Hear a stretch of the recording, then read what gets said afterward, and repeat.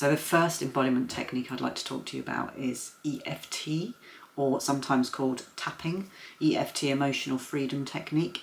And I'm going to put a link below.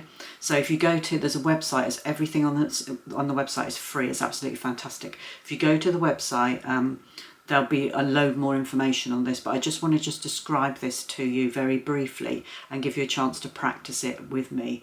So basically tapping works by literally tapping. So this is one of the tapping points. There are 9 and I'm going to show you some in a moment.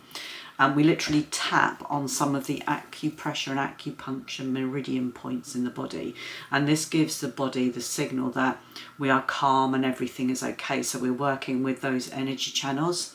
So there are 9, and there is a diagram here, and also in the link that I'm going to share below there's a diagram as to where these points are found. But let me just show you a few and we can just go through with this together and just see how this works for you.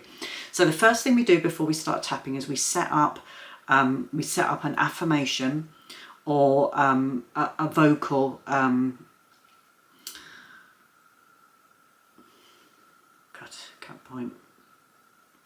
The first thing we do before we start tapping is we set up an affirmation or a vocal pattern, and it always has to start with the words even though I. So we use the even though I, so let me give you an example. Even though I am feeling anxious right now, and then we have some acceptance for ourselves. So we would say, even though I'm feeling anxious right now, I accept that is how I feel, but I know it will pass. And these are my words, so you can create your own words. So maybe one for me might be, recently I've been feeling really overwhelmed with the stuff that I've been doing for my business, and I got to a place where I was like literally on the edge of like proper breakdown.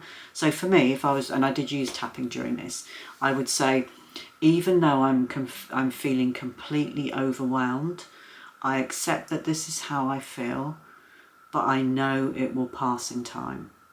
So you just find something that works for you and that works for your situation. I'm just going to show you now what we do. So as we repeat the affirmation, even though I'm feeling, I know that it will pass, or whatever your affirmation is, we then tap. So I love this one. So there's one on the top of the head here. And just try this with me. Even though I am feeling, I accept, and I know, or whatever your affirmation is. We're just tapping with the 2 fingers. There's another one at the side of the eye, which is quite a nice one. So you're saying our affirmation and we're tapping. Now if you are coming to me with anxiety, the best one to start with is what they call the karate chop, so that is just on the side of the hand and it's just like this. This one I love because I do this at work. You can do it under a desk, you can do it whilst you're on a call, so I'm doing it now, you can't see me. So you've got all these ways of actually using this when you're feeling overwhelmed in situations where you might not want people to see that you're actually doing this. So this is a nice one. There's another one here which you can also do. I mean, people can sort of see it, but they don't really recognise what you're doing. And again, you can say your affirmation in your head. So let me just go over these 3 points or 4 points I've now shown you. So it's top of the head here, side of the eye,